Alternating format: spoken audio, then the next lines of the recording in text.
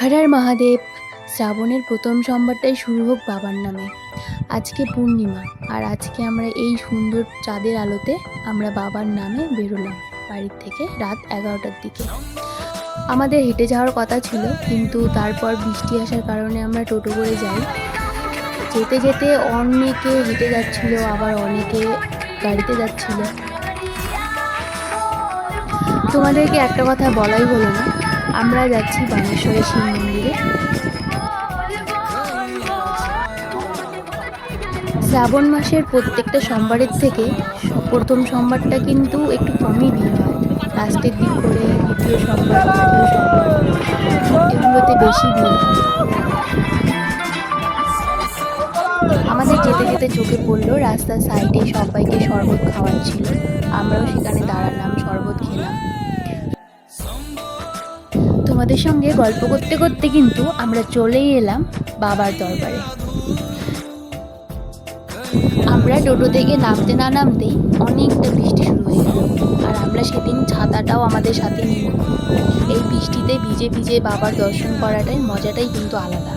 আরও মজা হতো যদি এইখানে প্রচুর লাইন বা ভিড় থাকতো। আজ শ্রাবণের প্রথম সোমবার, তার পাশাপাশি আমরা 12টার মধ্যেই সেখানে পৌঁছে গেছিলাম মন্দিরে। গিয়ে সেখানে বৃষ্টি শুরু হয়ে যায়।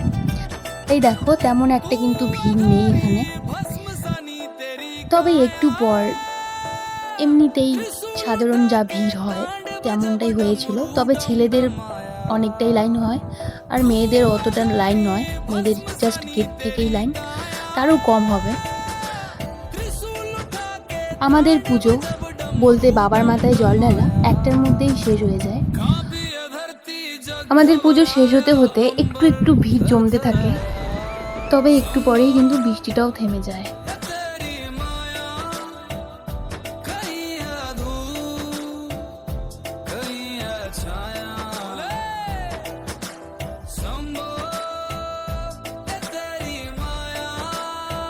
পরে সেখানে কিছুক্ষণ থেকে বৃষ্টি যেহেতু হচ্ছিল, তারপর বৃষ্টি কমে গেল, এমনকি আকাশটা পুরোপুরিভাবে ঠিক হয়ে গেল, পুরো চাঁদ দেখা যাচ্ছে আকাশে।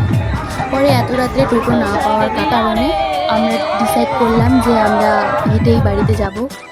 সত্যি এত মজা হয়েছিল, কিন্তু এই মজাটা আরও বেশি আনন্দ হতো যদি আমরা বাবার দর্শনে যাওয়ার পথে হেঁটে যেতাম, কিন্তু আমাদেরটা উল্টো হয়ে গেল। আমাদের বাড়ি আসার পথে ভালোই ভিড় হচ্ছে, রাস্তাঘাটে অনেক অনেক তীর্থযাত্রীদের সাথে আমাদের দেখা, তার পাশাপাশি এই সুন্দর আকাশে চাঁদের আলো। সত্যি দিনটা দারুণ। তোমরা ভালো থেকো, সুস্থ থেকো। হর হর মহাদেব।